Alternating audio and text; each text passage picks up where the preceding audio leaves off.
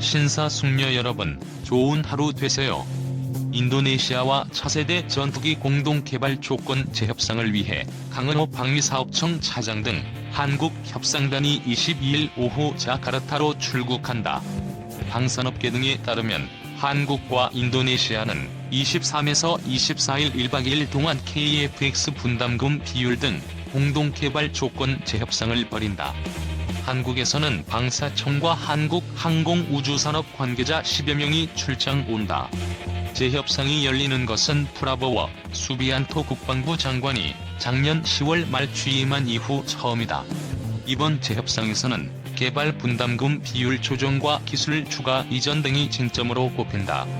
양국은 2015년부터 8조 7천억 원의 사업비를 공동 부담해 2026년까지 차세대 전투기를 개발해 양산하는 방안을 추진해왔다.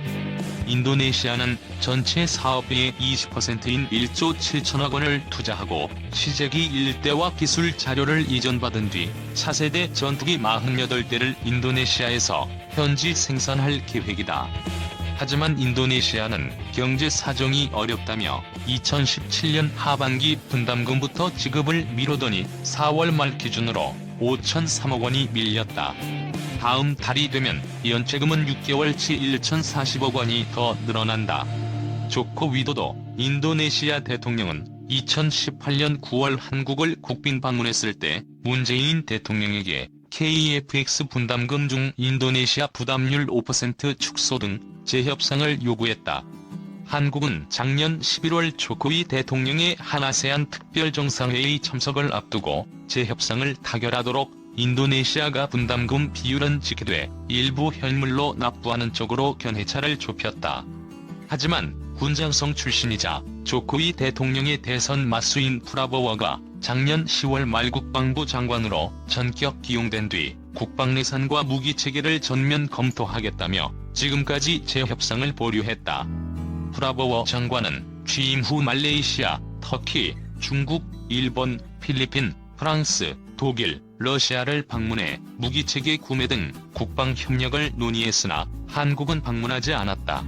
다만 정경두 국방부 장관이 작년 12월 12일 자카르타에서 프라보워 장관과 만나 KF-X 등 방산협력 강화를 논의했다.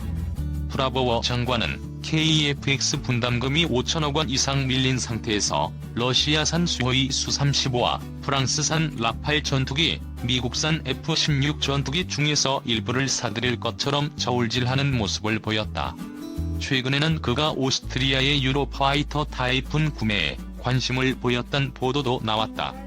KF-X 재협상과 관련해 프라보워 장관의 대변인 다닐 안자로는 이달 7일 정부는 인도네시아가 지불할 분담금 비율과 프로젝트의 지속 가능성을 고려해 재협상을 진행할 것이라며 이전 협상에서 인도네시아는 분담률을 15%로 낮추길 원했지만 18.8% 합의에 그쳤다고 밝혔다. 이에 앞서 사티와휴 트랭고노 국방차관은 올해 7월 KF-X 사업과 관련해 인도네시아가 이번 프로젝트에서 얻을 이익이 그렇게 크지 않다고 말한 바 있다. 인도네시아 측은 처음 계약했던 것보다 더 많은 기술 이전을 통해 지속적인 이익을 얻길 원하지만 지식재산권 문제 등과 얽혀 합의점을 찾기 쉽지 않다.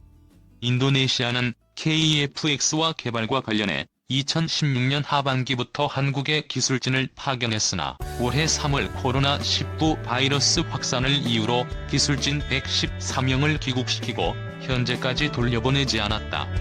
미래 한국 스텔스 전투기 정리 KF-X 사업 공군의 원대한 국산 전투기 개발 계획은 90년대부터 시작되었다. 그 당시 삼성항공이 KF-16을 조립 생산해서 자신감이 붙었는지 공군과의 콜라보로 미래 먹거리를 창조했다는 썰이 있다.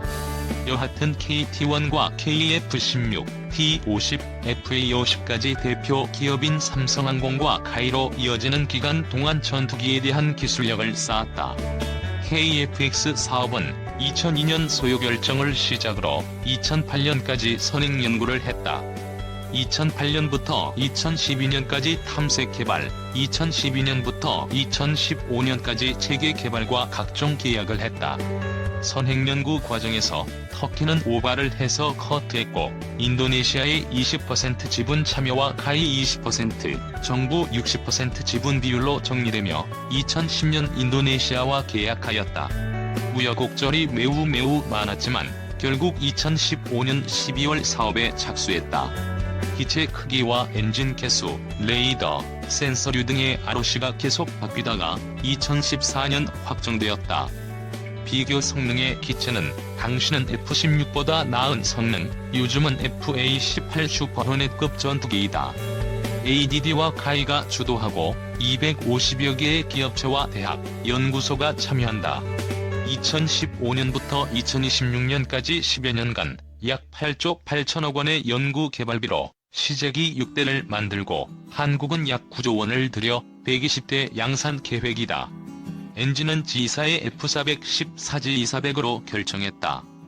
엔진 개발 로드맵에 따른 출력이 약 20% 향상된 엔진 버전은 수출 불가고 한국만 장착 가능하다는 썰이다. G로부터 2023년까지 총 15대가 납품 예정이고 나머지는 한화에서 라이선스 생산한다. ADD가 탐색 개발하여 AESA, IRST, EOTGP 핵심 기술 중 해외 수입이 가능한 기술들은 사들였다. AESA 레이더는 ADD가 개발하지만 직접 CG를 만들어내지 못하고 한화에게 맡겼다. IRST는 이탈리아의 레오나르도에게 기술 도입 후 한화가 만든다. EOTGP는 한화가 함정용으로 개발한 것을 전투기용으로 개발 중이다. 일라이즈는 사부의 도움으로 통합전자전지계를 만들고 테스트한다. 카이는 기체 설계와 풍동실험, 조립기술, 조종 시뮬레이터 등 T-50에서 얻은 기술과 로키드 마틴의 검수로 시제기를 조립 중이고 올해 말 완성 예정이다. 워낙 사공이 많아 수많은 수정으로 기초 설계와 상세 설계를 하다보니 동체 조립 과정은 수월하다는 썰이다. 알려진 블록별 개발 일정은 2026년까지 만들어지는 시제기 6대가 블록 0, 2028년까지 만들어지는 40대가 블록 1, 그 이후 만들어지는 80대가 블록 2이다. 무장 능력은 블록 0의 유럽산으로 반미립 공대공 미사일과 단거리 공대공 미사일, 국산 공대지 폭탄 일부가 인티될 예정이다.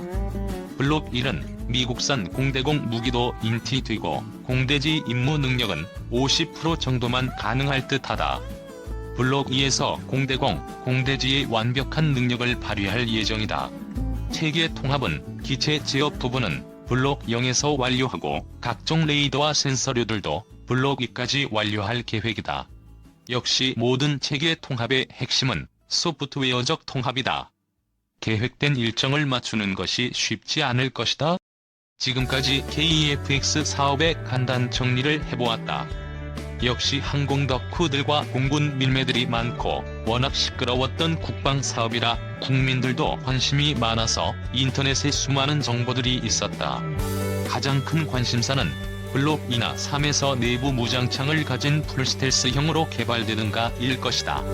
일단 기초 설계와 상세 설계에서 내부 무장창을 염두에 둔 설계가 추가되었다는 추론들이 있다. 내부 무장 및 무장 장착대, 지지 구조, 내부 무장 도어 및 개폐 피팅, 작동기 등을 고려하여 설계해서 사전에 내부 공간을 확보한 상태임. 블록 1 시점에서는 반미립 무장 장착을 위한 지지 구조와 무장 장착대를 해당 공간에 설치하고 있음. 내부 무장창 적용 시에는 블록 1에서 적용했던 반미립 무장 장착대랑 지지 구조를 제거하고 한 통을 6열에서 4열로 줄이고 확보된 우측 공간에 LRU와 배선을 재배치하는 개조를 적용함.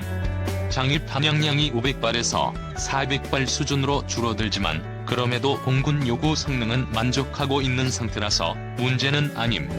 요약하면 내부 무장창이 설계와 개조 과정에 반영되어 있고 어렵지 않아 보인다는 것이다. 가장 반가운 내용이었다. 블록 2부터 내부 무장창 장착이 가능하면 좋겠지만 정확한 내용은 아직 알 수 없다.